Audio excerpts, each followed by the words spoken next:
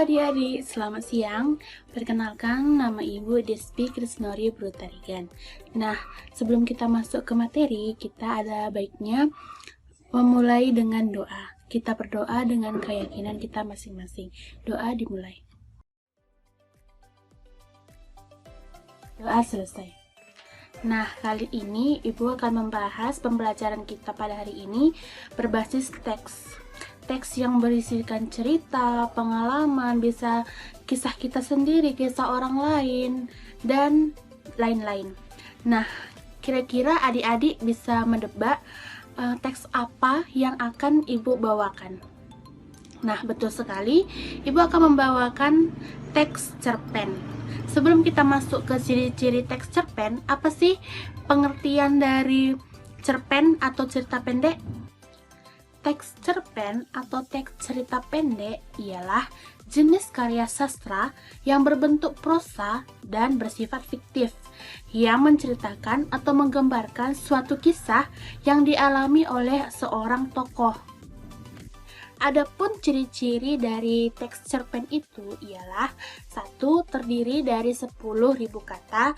Yang kedua, selesai dibaca dengan sekali duduk. Artinya sekali duduk itu selesai dalam 1 hari atau sekali baca. Yang ketiga itu bersifat fiktif. Yang keempat itu mempunyai alur tunggal. Yang artinya itu alur tunggal hanya mempunyai satu alur. Misalnya dalam cerita itu mempunyai satu alur maju saja, tidak mempunyai alur campuran. Yang selanjutnya itu isi dari cerita berasal dari kehidupan sehari-hari. Nah, adik-adik, dalam cerpen atau cerita pendek tidak hanya berisikan tentang percintaan, keluarga, dan lain-lain. Kita bisa menuliskan dalam cerita kita itu berisikan tentang keluarga, sahabat, percintaan, perjalanan hidup, atau alam yang berada di sekitar kita. Adapun unsur-unsur pembangun dalam teks cerpen ialah ada 7. Yang pertama, tema. Tema merupakan ide atau gagasan dasar yang melatar belakangi keseluruhan cerita yang ada dari cerpen atau teks cerpen. Yang kedua, alur. Alur yang terdapat dalam teks ialah ada 3. Yang pertama, alur maju, alur mundur, dan alur campuran. Yang ketiga adalah amanat.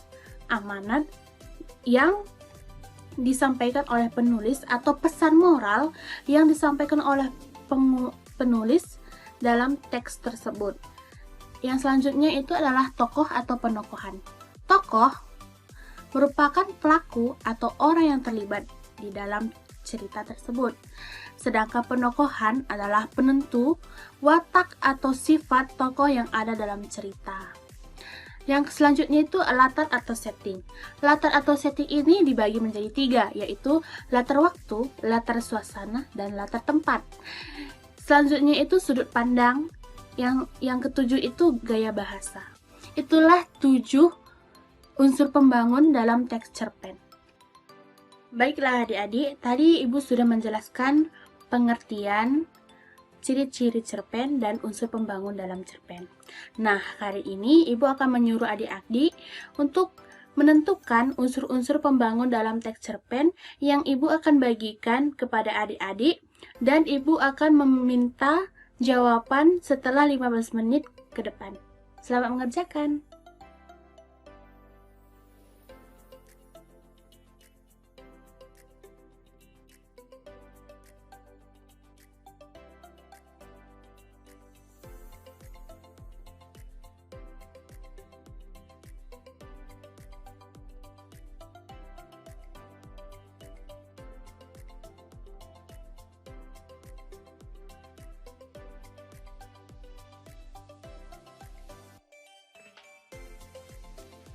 Baik adik-adik, tadi Ibu sudah memberikan tugas atau teks cerpen untuk dianalisis. Sekarang kira-kira sudah selesai?